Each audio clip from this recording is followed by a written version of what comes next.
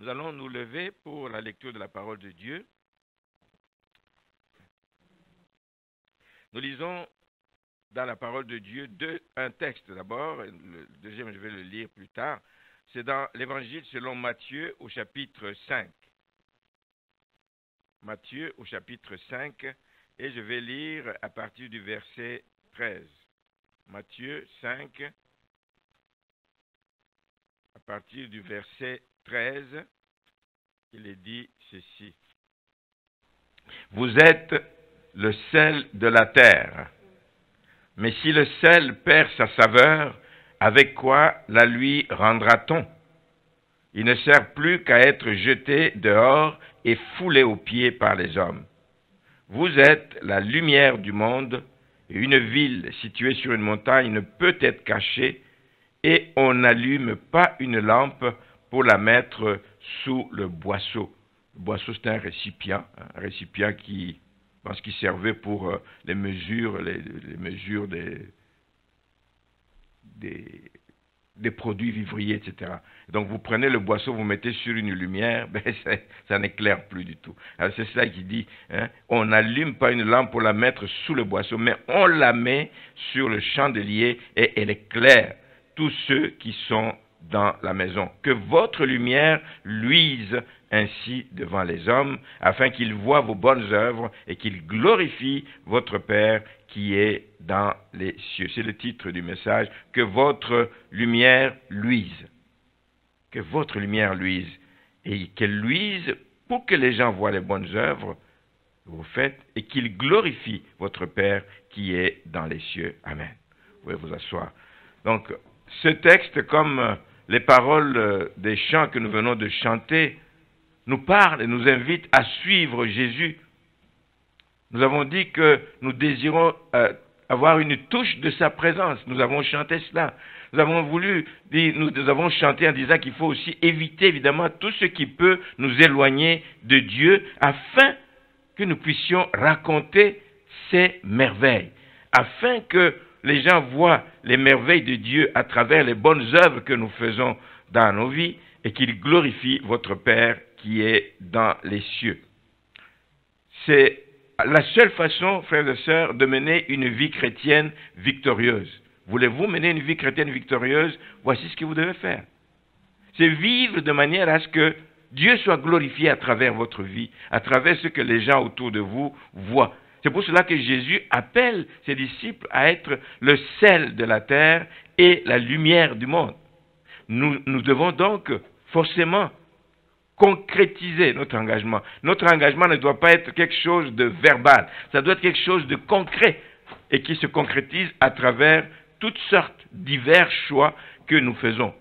Le mode de vie que nous menons, etc., etc. Donc, il y a divers choix que nous faisons dans notre vécu quotidien. Voilà ce qui va nous permettre d'impacter les gens autour de nous et de donner gloire à Dieu. Ce n'est pas juste d'élever la voix et de prier qui suffit. C'est bon de prier Dieu, c'est bon de le louer, mais c'est bon aussi d'agir dans le sens où notre vie l'élève et le glorifie pour que ceux qui nous observent puissent eux aussi connaître le Seigneur. Dans le même sens, les choix que nous faisons doivent être en sorte qu'ils donnent le goût aux païens, aux inconvertis, leur donner le goût de changer leur mode de vie. Sinon, je ne sais pas en quoi notre témoignage sert. S'il ne donne pas le goût à d'autres de suivre le Seigneur. Le témoignage, le mode de vie que nous menons, c'est pour que d'autres qui nous observent puissent avoir le goût, dire « Ah oui, c'est une belle vie, j'aimerais aussi vivre comme une telle personne. » Et comment est-ce qu'il vit comme ça? C'est parce qu'il a donné sa vie au Seigneur, c'est parce que le Seigneur vit en lui et c'est parce que la personne, justement, s'est abandonnée à vivre pour la gloire de Dieu. Changer le mode de vie, aspirer à suivre à leur tour Jésus-Christ. Voilà le sens d'une vie chrétienne bien remplie, bien vécue. Et je vous souhaite qu'à la fin de vos jours, réellement, vous puissiez entendre cette voix qui dit « Viens, bon et fidèle serviteur, entre dans la joie de ton maître. » Une vie bien vécue. Mais malheureusement, il y a des vies qui ressemblent plutôt à une lampe qui est placée sous le boisseau, qui n'éclaire pas, qui ne brille pas. Mais le titre du message, c'est ça. Que votre lumière luise. Qu'elle brille, assurez-vous qu'elle brille autour de vous. Ce matin, je voudrais parler d'un personnage sur lequel nous allons baser un peu notre message d'aujourd'hui. C'est l'histoire d'un homme connu, un homme dont le nom est Lot, qui nous apporte quelques leçons dans sa vie, des leçons sur ce que doit être le comportement d'un chrétien dans un monde perverti, dans un monde corrompu. Et nous vivons des temps difficiles. Nous vivons des temps où Dieu a été tassé. Dieu est mis de côté. Dieu n'a pas de place dans ce monde. Les gens vivent pour eux-mêmes. Les gens vivent comme bon leur semble. Mais cet homme ici va nous donner un exemple de ce que doit être le comportement d'un chrétien. La Bible nous dit qu'il était un juste, un homme juste. La Bible le qualifie de juste. Il était justifié par grâce, évidemment, tout comme le sont toutes les personnes sauvées, tous les chrétiens. Nous sommes sauvés par grâce. Mais tout en étant sauvé, tout en étant un homme juste, il avait fait des choix. Il a fait certains choix malheureux dans sa vie. Il a fait certains choix qui ont eu des conséquences malheureuses, non seulement sur ses biens, sur ses avoirs, sur sa famille, et même sur les habitants dans la ville où il a vécu. Il a vécu dans la ville de Sodome. Il a choisi d'aller vivre dans la ville de Sodome et son comportement a eu des conséquences évidemment malheureuses sur les habitants de Sodome où il a préféré habiter. Donc quand il s'est séparé d'Abraham, son oncle. Alors, nous allons donc revenir à cela. Mais nous voulons retenir déjà à ce stade ici une chose. C'est que ce que nous faisons comme chrétiens, tout ce que nous faisons comme chrétiens a un impact. Cet impact peut être positif, cet impact peut être négatif. Cet impact peut être remarquable ou peut ne pas être remarquable, ou moins remarquable.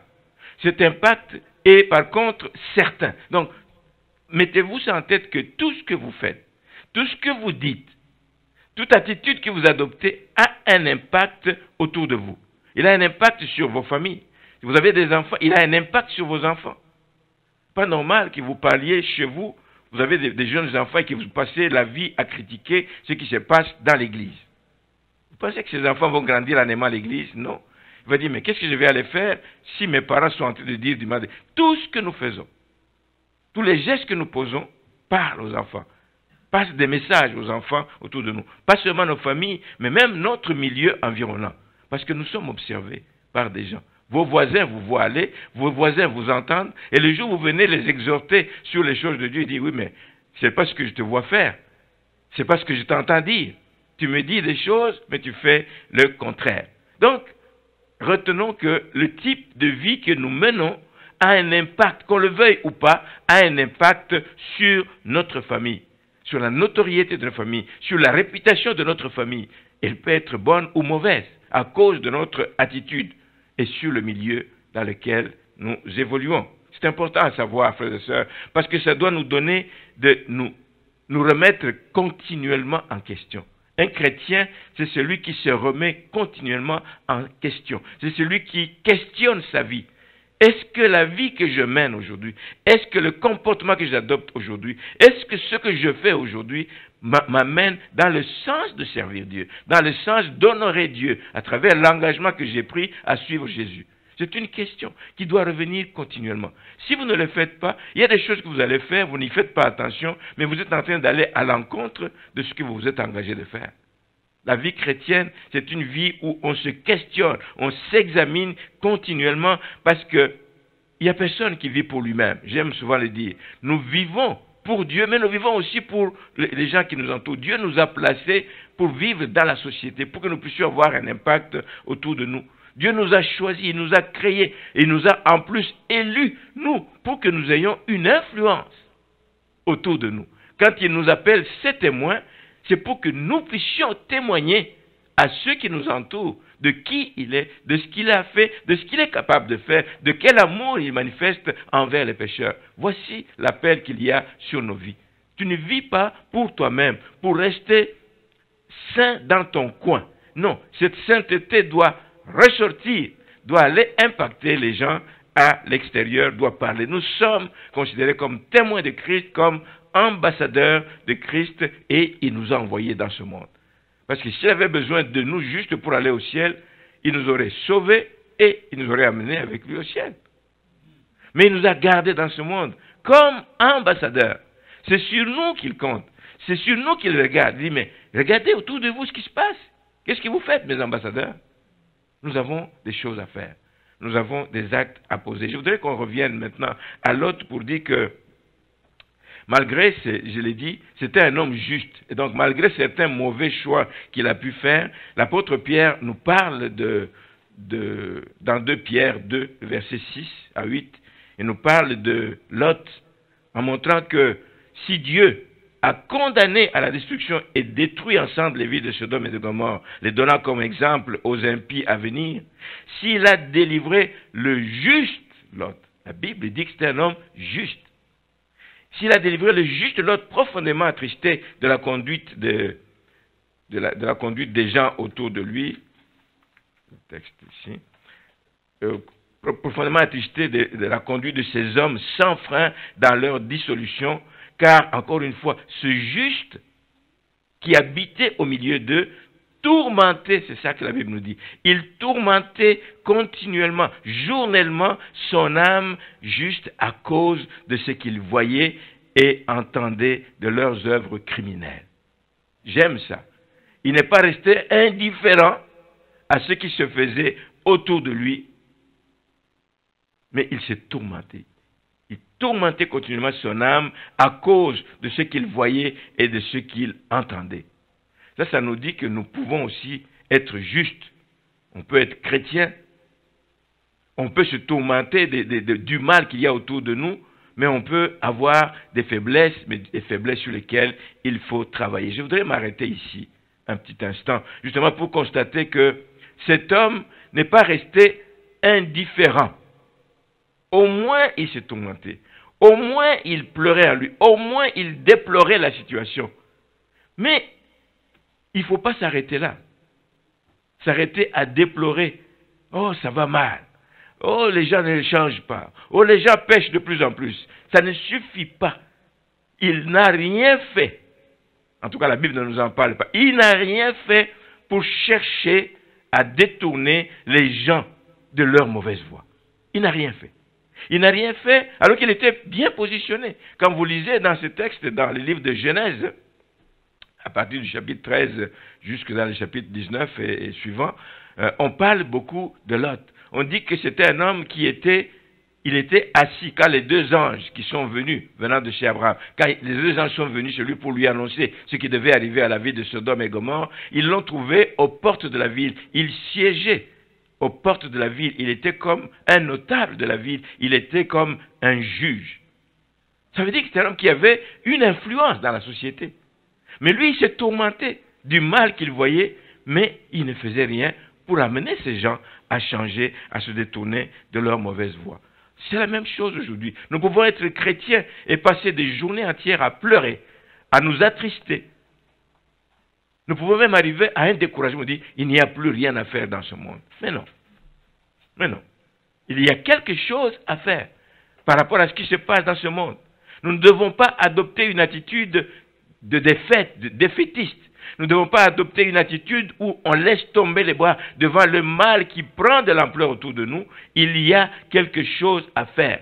Devant la corruption qu'il y a, nous devons être le sel de la terre. Le sel a plusieurs rôles. C'est donner le goût aux aliments, mais c'est aussi de guérir, etc., d'empêcher la corruption, de continuer à faire le mal. Donc, nous ne pouvons pas être des défaitistes devant la dégradation qu'il y a autour de nous. Nous ne pouvons pas rester insensibles devant la corruption dans le milieu dans lequel nous vivons, mais ce serait oublier qu'on est ambassadeur de Christ. Et la mission d'un ambassadeur de Christ, c'est de donner goût à ceux qui sont éloignés de Dieu, d'abandonner leur mauvaise voie. Oui, il faut prier. C'est capital. Mais ça ne suffit pas. Mais il faut oser parler. Il faut ouvrir la bouche. Il faut dénoncer le mal.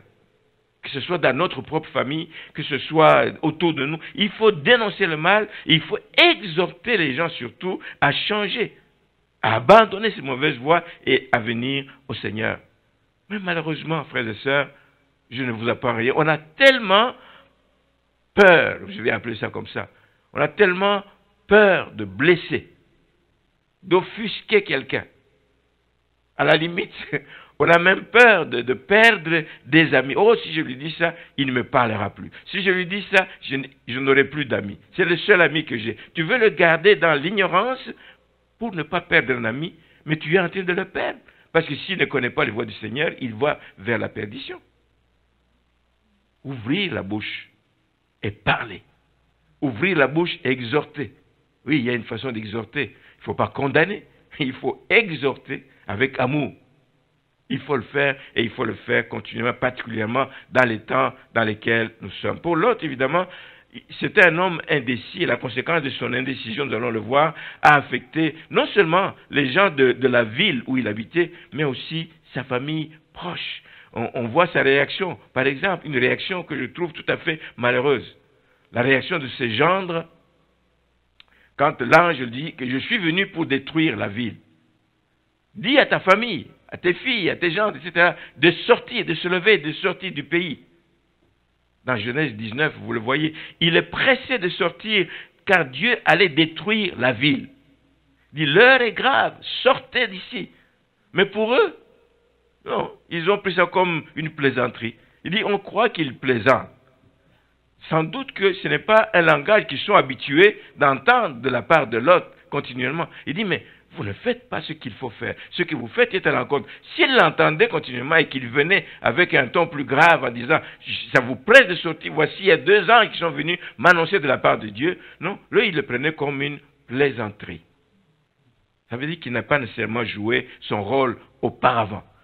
Il n'a pas continuellement tapé sur le marteau pour les rappeler qu'ils sont dans les mauvais. Et j'aimerais ajouter quelque chose d'autre ici. Le fait que l'autre ici a continué à vivre dans un milieu corrompu. C'est pour ça que nous devons faire attention. On n'est pas à l'abri de chuter. On n'est pas à l'abri de sortir des voies de Dieu. On n'est pas à l'abri de nous éloigner des voies de Dieu si on continue à vivre dans un milieu corrompu sans dénoncer le mal. Et ça a fini par l'affecter. Ça a fini par l'affecter comment? Regardez la réaction qu'il a eue lorsque justement les gens de la ville voulaient voulaient donc faire l'homosexualité, hein. C'était ça qui était courant à cette époque. Ils voulaient le faire auprès des gens. Où sont les visiteurs qui sont venus chez vous ici? Nous voulons les connaître. Au moment où ils viennent, au lieu de les exhorter, voici ce qu'il dit dans Genèse au chapitre 19, au verset 8. Pour toute réponse, il dit, voici, je sais que vous cherchez ces 2 personnes, il dit, voici, j'ai 2 filles. J'ai 2 filles qui n'ont point connu d'homme. Je vous les amènerai dehors. Et vous leur ferez ce qu'il vous plaira. Un père qui dit ça de ses filles. Tu vis dans un milieu corrompu, tu finis quelque part par être affecté. Il dit seulement ne faites rien à ces hommes puisqu'ils sont venus à l'ombre de mon toit. Ce sont mes visiteurs, je vais les protéger, mais je vous livrerai mes 2 filles. Frères et sœurs, Lot a fini par s'accommoder. C'est ça qui arrive. Tu vis dans une société où fait le mal, que tu ne dénonces pas, tu finis par t'accommoder de certains péchés. Il savait que c'était péché d'envoyer ses filles coucher avec ces hommes. Il le savait, mais il préfère fermer les yeux à cela pour mener une vie de foi finalement qui n'est que superficielle. Où sont les œuvres de la foi en Dieu? C'était un homme juste, mais la foi en Dieu demande que tu poses des œuvres. Oui, tu veux protéger ses visiteurs, mais tes filles, tu les exposes, tu les livres au péché en plus. C'est toi qui les vends au péché. Ce qu'il aurait dû faire pendant tout ce temps, c'est quand il est venu quand ils se sont séparés avec Abraham. On dit, écoute, il y a eu quelques disputes entre leurs bergers concernant l'endroit où il fallait faire le pâturage de leurs troupeaux. Et Abraham dit, non, qu'il n'y ait pas de dispute entre toi et moi. Je te laisse Il s'est humilié. Alors qu'il avait le droit d'aînesse, il s'est humilié. Il dit, choisis ce qu'il te plaira. Si tu vas à gauche, moi j'irai à droite. Si tu vas au nord, je vais aller au sud. Et lui, il a choisi par la vue. Instinctivement, poussé par l'instinct. Il choisit par la vue. Cet homme connaissait Dieu. Il aurait pu dire, prions, demandons à Dieu la direction. Non, il a choisi instinctivement. Il s'est accommodé de vivre dans ce mal qu'il avait beaucoup de mal à sortir de la ville. Donc, lui, il a choisi d'aller dans la plaine. À cause des verts pâturages qu'il y avait là-bas, il dit, ça va être bon. Encore qu'il pouvait rester dans la plaine, mais cette plaine n'était pas loin de la ville de Sodome. Si vous lisez dans le texte, vous voyez que quelque temps après, il a étendu ses tentes jusque dans la ville de Sodome, attiré par la ville de Sodome. En sachant le mal qu'il y avait dans ce coin de pays, il savait que le pays n'allait pas bien. Donc, il s'est accommodé de la situation. Tu vis dans le péché, tu t'accommodes de la situation et tu as beaucoup de mal à sortir. Il aurait pu sortir de la ville. Vous voyez, il dit, mais si je continue à être là-dedans, ça va finir par avoir un impact mauvais sur ma famille. Ça risque même de m'atteindre d'une façon ou d'une autre. Mais il a choisi de rester dans la ville de Sodome. Et malgré l'avertissement clair, justement, qu'il a reçu des anges, il a préféré donc rester là. Et la ville, malgré que la ville allait être détruite. Nous lisons encore dans Genèse 19. Dans Genèse 19, nous lisons un autre passage qui nous dit ceci au verset 13. Genèse 19. Au verset 13, nous lisons ceci. Car nous allons, ça c'est les paroles donc de ces deux hommes, ces anges qui étaient venus, car nous allons détruire ce lieu, parce que le cri contre ses habitants est grand devant l'Éternel. L'Éternel nous a envoyés pour le détruire. Et Lot sortit et parla à ses gens, comme je vous disais, qui avaient pris ses filles. Levez-vous, dit-il, sortez de ce lieu, mais l'Éternel va détruire la ville. Mais aux yeux de ses gendres, il parut plaisanter. Et au verset 15, dès l'aube du jour, c'est-à-dire le jour où la destruction de la ville devait avoir lieu, les anges insistèrent auprès de Lot en disant, lève-toi, prends ta femme et tes deux filles qui se trouvent ici, de peur que tu ne périsses dans la ruine de la ville. Insistance de ces anges. Lot était vraiment irrésolu. On le lui a dit, nous sommes venus avec le message de Dieu pour détruire, sors de la ville. Prends tout ce qui est à toi, ta famille, sors et vite.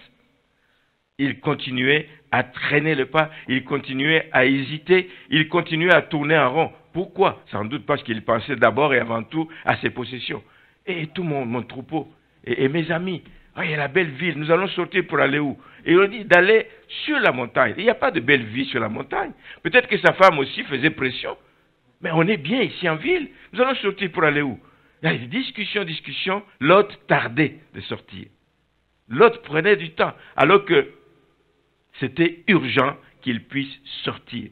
Et il y a quelques constats que nous allons faire donc ensemble dans la vie de Lot. On voit d'abord que son attitude, c'est le premier constat que je peux faire, son attitude s'explique, cette attitude de lenteur à s'exécuter, de lenteur à sortir, se trouve des explications dès la séparation avec Abraham. Comme j'ai dit, il a choisi le territoire de la plaine, ce qui plaisait aux yeux. Ça veut dire que c'est comme un homme qui marchait par la vue et non par la foi. Il marchait par la vue. Abraham a dit, tu choisis, si tu vas à gauche, j'irai à droite. Il avait foi que Dieu qui lui a dit de sortir, Dieu le bénira. Mais lui, il choisit ce qui attire les regards. Il voit une plaine qui est entièrement arrosée, il voit une plaine qui est bonne pour ses pâturages, mais peu de temps après, comme je dis, il a étendu ses tentes jusque dans la ville de Sodome. Il était attiré encore une fois par, j'allais dire, les lumières de la ville. On parle d'un temps actuel. Les lumières de la ville, ça flash dans la ville. Il y a de l'activité dans la ville, etc. Il a été dit, je vais étendre. Je garde mes pâturages, mais j'étends mes tentes jusque dans la ville de Sodome. Et il le fait malgré la méchanceté et le péché de ses habitants. Il l'a fait malgré la méchanceté et le péché de ses habitants. Amen. Il l'a fait. Les attraits de la ville, il marchait donc par la vue et non par la foi. Il n'avait pas besoin, il n'éprouvait pas le besoin de consulter Dieu avant de prendre des décisions. Il n'avait pas besoin de dépendre de Dieu. Il dépendait de ce que son intelligence lui disait, de ce que la vue lui offrait. Et inévitablement, évidemment, il a fait un mauvais choix. Un choix poussé par l'instinct. La satisfaction de la chair nous amène aussi à faire des choses comme ça. Ah, c'est bon pour moi ça. Je vais y rester. Ah, je sais que Dieu va me garder. Dieu te dit, ce n'est pas bon. Tu dis, c'est bon, mais moi je suis enfant de Dieu. Je vais invoquer le sang de Jésus. On entend tellement de choses de la bouche des enfants de Dieu.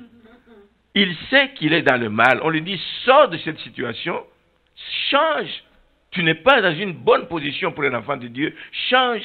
Il dit, je vais prier. Le Seigneur va m'aider à sortir. C'est des mauvais choix que nous devons éviter. Alors, c'est la même chose. Un chrétien pas capable de décider, indécis. Un chrétien qui est inconstant dans son engagement.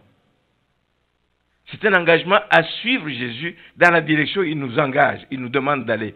C'est là que nous devons aller, pas ailleurs. Vous êtes assuré, si vous allez dans cette direction, vous êtes assuré à ce moment-là de vous retrouver dans des positions fâcheuses comme Lot s'est retrouvé. Vous êtes assuré de faire des mauvais choix. Et laissez-moi vous dire qu'il y a beaucoup de chrétiens dans cette situation qui ont fait des mauvais choix. Et il y a toutes sortes de mauvais choix. Je vais vous citer quelques-uns. On se précipite parce qu'on a entendu quelqu'un d'autre a fait un vœu à Dieu pour faire ci, pour offrir, pour travailler, pour s'engager dans le ministère, dans tel domaine. Toi aussi, tu te précipites à faire des vœux à Dieu. Mais sois constant dans les vœux que tu fais. Sois constant. Mais la Bible nous dit, ne fais pas des vœux à Dieu. Il ne t'a pas poussé à faire des vœux si tu n'es pas capable de les accomplir. Ne tarde pas d'accomplir. Mais toi, tu fais des vœux en sachant bien que tu ne pourras pas les réaliser. Tu n'es pas décidé. Et tu diras, Dieu me comprend, pour le moment, je ne suis pas prêt. Non. C'est toi-même qui as fait le vœu à Dieu. C'est de l'irrésolution, c'est un manque de constance. Dieu voit ta situation, mais il n'est pas d'accord avec la décision que tu prends, avec la position que tu prends. Le fait de reporter des décisions à prendre. Il y a des décisions qu'à un moment donné, ça urge que l'on prenne. Comme pour l'autre, c'était le temps de décider de sortir. Plus tard, c'était trop tard parce que la ville allait détruite. Reporter des décisions à prendre et continuer à vivre dans une position de péché en se disant que je prie et que le Seigneur va intervenir. Je vais demander à Dieu d'intervenir dans ma situation. Ou je vais attendre que Dieu me confirme. On l'attend souvent. Des prédications sont là basées sur la parole de Dieu qui vous exhorte à fuir le mal. Vous vous dites, je vais attendre que j'entende la voix de Dieu moi-même. Il y a des gens qui sont comme ça. Je veux que Dieu me parle à moi. Et tu continues à sombrer dans le mal. Dieu sait la situation dans laquelle je sais. Il m'aime, il m'a promis des choses et il ne va pas m'abandonner. Mais fais ce que selon la parole de Dieu te dit. C'est ce qu'il attend de toi. Il t'a laissé la parole. C'est la parole qui est une lampe à tes pieds, une lumière sur ton sentier. C'est la parole qui est là pour t'éclairer. Oui, il peut te parler d'une voix audible, mais il peut te parler et il te parle continuellement par le moyen de la parole. Agis et réagis à la parole de Dieu. Il y a des gens que vous allez trouver qui décident de s'associer à des personnes qui ne sont pas dans la vérité. Tu t'associes, tu le sais, on te dit, ils ne sont pas dans la vérité, tu risques de t'éloigner de ce chemin étroit, mais fais attention. Et dis non. Nous rappelons à des personnes que la porte du ciel est étroite. Ça veut dire que la vie chrétienne a des exigences. Et toi tu dis, mais non, la grâce de Dieu est disponible. Et là où le péché abonde, la grâce surabonde. Sortir la parole de Dieu du contexte et l'utiliser à mauvais escient pour se justifier.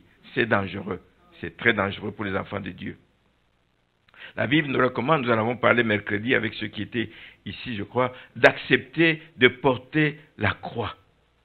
Oui, nous disons, oui Seigneur, j'accepte de porter la croix, mais je veux une croix allégée. Une croix qui ne me pèse pas trop. Il y a un dessin que l'on voit dans la littérature, quelqu'un qui porte la croix, qui accepte, mais qui décide de la couper. Il dit, elle est trop lourde, je coupe un peu.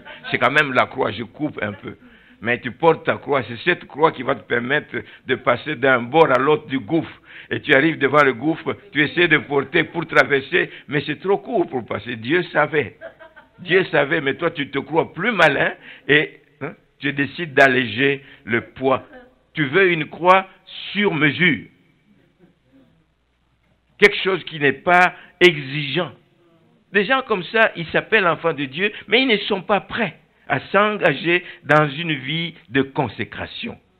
Elle est exigeante, la vie de renoncement à soi.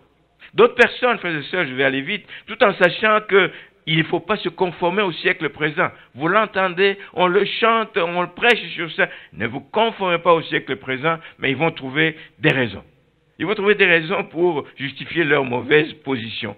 Sous prétexte, vous savez quoi, nous sommes dans le monde, mais il nous faut côtoyer ces gens. C'est vrai, il faut côtoyer les gens.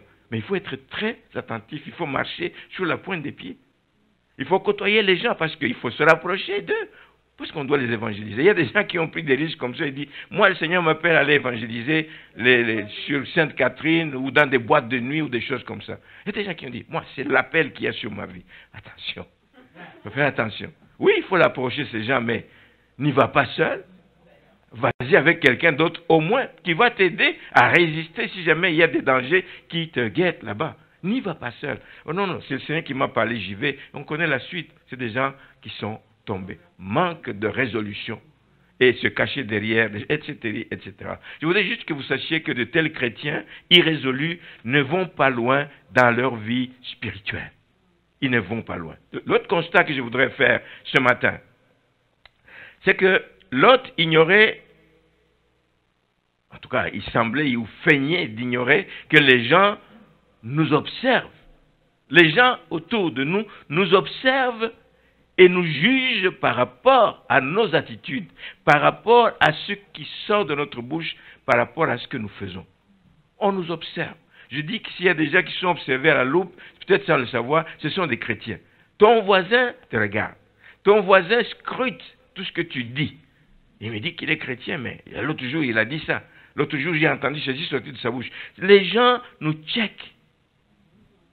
Les gens nous observent. On a partagé ici, il y a une semaine, un témoignage, oui, de quelqu'un qui nous connaît. Ça fait peut-être 7 à 8 ans que nous n'avons pas de contact avec cette personne.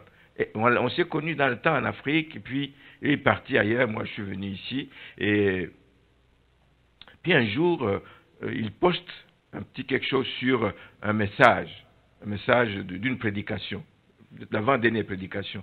J'étais surpris, j'avoue, j'étais surpris. Je vois souvent des gens qui mettent des merci ou des trucs comme ça. Mais voici ce que cette personne a écrit, et je vais juste le citer tel qu'elle dit. Mes chaleureuses salutations et toutes mes amitiés à vous deux, Donna et Jean.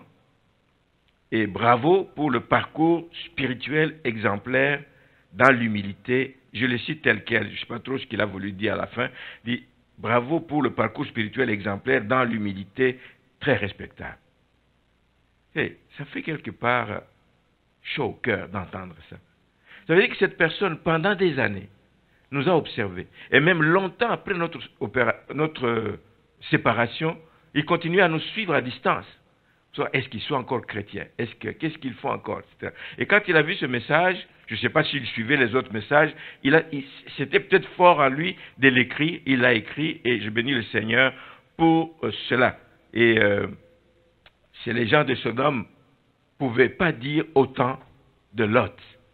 Oui, c'était un homme juste, mais les actes et les gestes qu'il posait ne le rendaient pas absolument pas respectable à ce moment-là. Pour eux, il était connu, quand vous lisez dans ce passage du chapitre 19, il était connu comme un étranger qui n'a pas de leçon à leur faire. C'était un étranger, mais il a pu percer au niveau de la hiérarchie parce qu'il s'est fait respecter d'une certaine façon, il a eu une certaine renommée jusqu'à devenir juge et siéger aux portes de la ville. Mais on le traitait encore comme un étranger qui n'a pas de leçon à leur faire parce que son parcours ne dégageait rien qui les interpelle.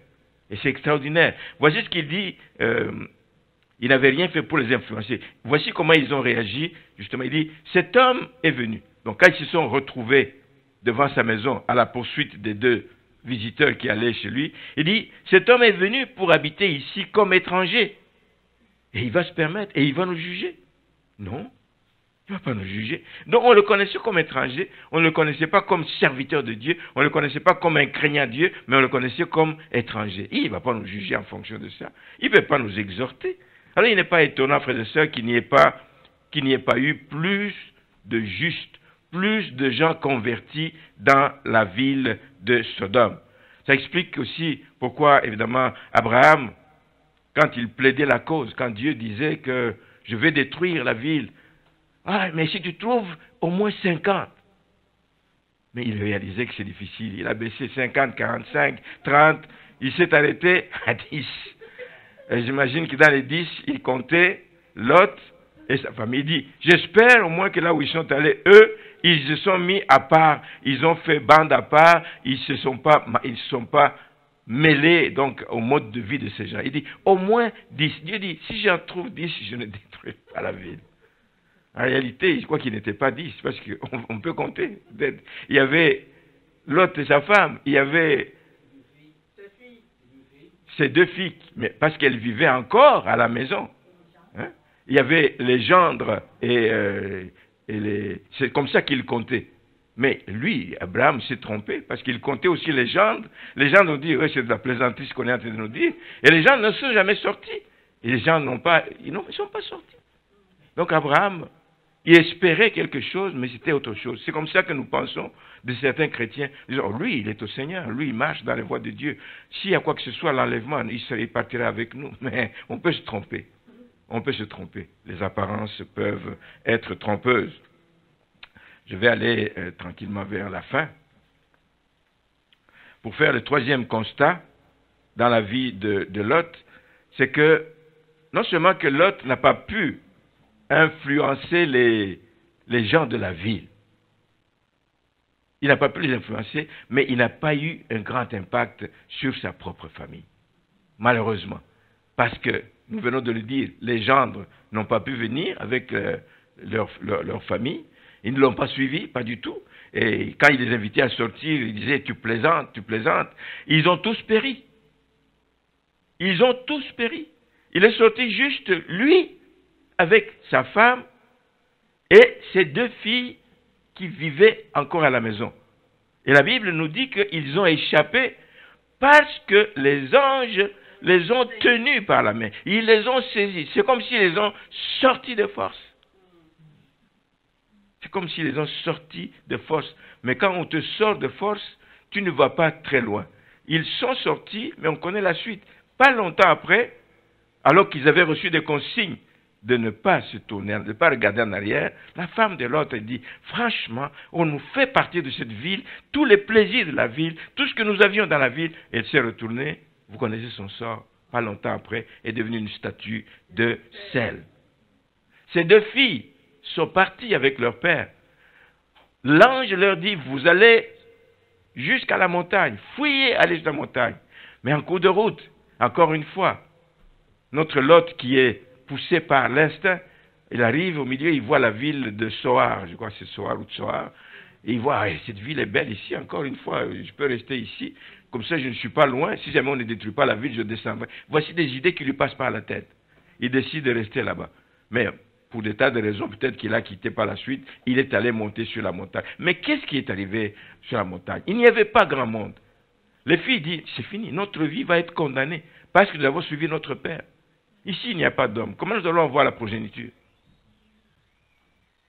Et décident d'enivrer leur père, de le faire boire jusqu'au point où il ne savait pas ce qu'il faisait, et il a couché avec ses 2 filles, et il a eu des enfants qui sont nés là, qui sont devenus des pires ennemis d'Israël. Ils ont échappé parce que l'ange les a sortis. Hein? Pas parce qu'ils étaient conscients de la colère de Dieu, que la colère de Dieu s'était élevée contre ces villes, parce qu'on les a sortis de force. Frères et sœurs, la preuve c'est ça, c'est que la femme n'a pas cru aux consignes, elle est devenue ce qu'elle est devenue, et les filles ont fait ce qu'elles devaient faire. Que retenir ce matin du comportement global de Lot, parce que c'est lui que nous avons pris comme exemple ce matin. Qu'est-ce qu'on peut retenir du comportement global de Lot? Moi, je dis 3 mots, pas très brillant. Pas très brillant. Oui, c'était un homme juste. Comme nous avons des chrétiens sauvés qui n'attendent que d'aller au ciel. Mais Dieu attend beaucoup plus de nous que d'aller au ciel. Il attend que nous puissions travailler sur cette terre. Il attend que nous puissions changer des choses. Il attend que nous puissions planter, que nous puissions semer sa parole. Il attend que nous puissions attirer des gens à sortir des voies du péché. Il attend que nous puissions les éclairer par le moyen de la parole de Dieu. C'est ce qu'il attend de nous. Mais chez lui, ce n'était pas très brillant. Son témoignage n'était pas crédible dans son entourage. C'est un homme qui n'avait pas de fermeté. Un enfant de Dieu doit être ferme dans ses engagements. Un enfant de Dieu doit avoir du caractère. Si Lot avait du caractère, ben, il ne se serait pas laissé enivrer par ses filles, jusqu'à ne plus savoir ce qu'il fait. Il n'avait pas de caractère. Ah, viens papa, on va boire. Viens papa, on va boire. Viens. Son manque de décision aussi. À 2 reprises, je pense, qu'il aurait pu quitter, voyant le mal, que le milieu dans lequel il vivait à Sodome et Gomorrhe, voyant tout le mal, il pouvait se dire à un moment donné, ceci va me rattraper quelque part. 2 occasions qu'il a eues de quitter ces villes. La première fois, lorsque les rois qui se battaient sont venus dans la ville, ils l'ont pris avec lui et sa femme et sont partis. Et Abraham a armé 318 parmi ces braves combattants. Ils sont allés les délivrer. Il aurait pu dire, ça c'est l'occasion en or pour quitter, parce que je ne sais pas ce qui peut encore m'arriver demain. Sauvons les meubles qu'il y a à sauver. Sauvons encore ce qu'il y a à sauver et allons-nous-en, allons rejoindre Abraham et quittons ce milieu. Il ne l'a pas fait. Manque de décision. Il n'a pas fait non plus après la destruction de Sodome. Il n'a pas fait, il aurait pu aller rejoindre son oncle Abraham. Il dit, je sais au moins que lui, il est à un endroit sûr, je vais me mettre à ses côtés, il va encore me conseiller, il va encore m'aider à demeurer dans les voies de Dieu. Mais non, il est resté et nous savons ce qui est arrivé. Alors pour nous aussi, frères et sœurs, chaque fois que nous laissons notre liberté prendre le dessus sur ce que nous avons comme responsabilité, oh, que la liberté, on veut tellement en user aujourd'hui. On nous prive de notre liberté. On me prive de ma liberté. Je suis libre de faire ceci. Je suis libre de faire cela. Mais ta liberté ne doit pas aller t'empêcher d'assumer tes responsabilités. Chaque fois que nous perdons la crainte de Dieu, tout ce que nous faisons, frères et sœurs, ne glorifie pas Dieu et n'a pas d'impact et ne vient pas te bénir, ne vient pas non plus renforcer ton témoignage. Il faut que nous fassions des choses qui renforcent notre témoignage. C'est notre témoignage qui va impacter les gens autour de nous. Dieu va travailler au travers de cela. Nous sommes des canaux par lesquels Dieu peut passer pour aller toucher les gens autour de nous. Donc veillons sur notre témoignage. Usons de notre liberté, mais ne fouillons pas nos responsabilités pour des tas de raisons. N'oublions pas, frères et sœurs, que nous ne récoltons que ce que nous semons. En conclusion, si tu veux avoir un impact, nous nous attendons tous à une couronne quand Christ reviendra. Il vient avec des couronnes. Si tu veux, tu t'attends à une couronne, n'oublie pas que tout ce que tu es en train de perdre comme occasion pour semer, pour annoncer l'évangile, pour changer des choses dans ta vie, pour exhorter, pour parler aux gens autour de toi, toutes les occasions perdues ne vont pas être rattrapées. Alors il faut les saisir lorsqu'elles s'offrent. Ne perdez aucune occasion, frères et sœurs, aucune occasion pour exhorter, pour faire du bien, pour éclairer les gens, luire, que votre lumière luise. Nous devons luire, nous devons éclairer, nous devons être comme une lampe qui est placée sur un chandelier, partout où nous sommes. Ne perdons pas ça de vue. La deuxième chose, si tu veux répandre la bonne odeur de Christ, c'est ce que Paul dit, hein, vous êtes une lettre de Christ. Il faut que vous répandiez la bonne odeur de Christ dans votre milieu de vie. Il faut le faire et il ne faut pas tarder. Comme Lot. Lot tardait. Lot tardait alors qu'il savait la décision de Dieu. Lot tardait alors qu'il savait que l'heure était grave. Lot tardait, il hésitait encore, il dit, bon, qu'est-ce que je vais amener, est-ce que réellement, vraiment c'est sérieux, est-ce que je ne peux pas encore négocier avec Dieu? Il y a des moments où on ne doit pas tarder, il y a des moments où il faut passer à l'action au des moments où on ne doit pas reporter ce qu'on doit faire aujourd'hui. Ne reporte pas demain ce que tu dois faire aujourd'hui parce que tu ne sais pas ce qui t'attend demain. Fais-le aujourd'hui. Alors tu seras un disciple qui n'aura pas à rougir quand nous serons face à face avec le Seigneur. Tu seras un disciple docile qui marche à la suite. Nous voulons te suivre, c'est marcher à la suite de son maître. Le maître nous indique le chemin à suivre, même s'il est étroit, c'est là que nous devons passer. Nous ne devons nous éloigner ni à gauche ni à droite. Et quand nous faisons ça, c'est là que notre lumière va luire au milieu des ténèbres. Même si elle est petite, ma petite lumière, c'est une petite lumière. Dans les ténèbres, on la voit. Veillez à ce que votre lumière luise. Ne regardez pas qu'il y a beaucoup de ténèbres autour de lui et dites, moi je n'ai aucun impact. La petite lumière, quand elle brille au milieu de la nuit, elle permet aux gens de leur indiquer le chemin. Ils vont dire, ah, il y a quelque chose là-bas. Je vais aller voir. Soyez comme ça et la gloire de Dieu va se manifester dans votre vie. Amen. Amen. Que votre lumière luise. Que cette parole résonne continuellement dans votre cœur, frères et sœurs. Nous avons tellement de préoccupations que nous devrions nous préoccuper davantage de ce que l'Évangile soit annoncé. Que des gens qui ne connaissent pas le Seigneur puissent entendre parler de ce grand amour qu'il a manifesté à la croix. Et c'est par toi et c'est par moi que ces choses vont arriver dans les oreilles des gens. Aujourd'hui, les gens sont exposés à toutes sortes d'évangiles par la voie d'Internet. Il y a des gens qui n'ont aucun discernement. Ils écoutent tout ce qui passe. Mais je dis tout ce qui passe, quand c'est bien dit, quand c'est dit avec éloquence, quand c'est dit avec quelqu'un qui est convaincu avec ce qu'il dit, ils prennent. Et ils appliquent. Power. Et ils appliquent ça dans leur vie. Et ça les pervertit et ça les détourne de la voie du Seigneur. Que le Seigneur nous aide réellement à demeurer sur le droit chemin. On va prier le Seigneur.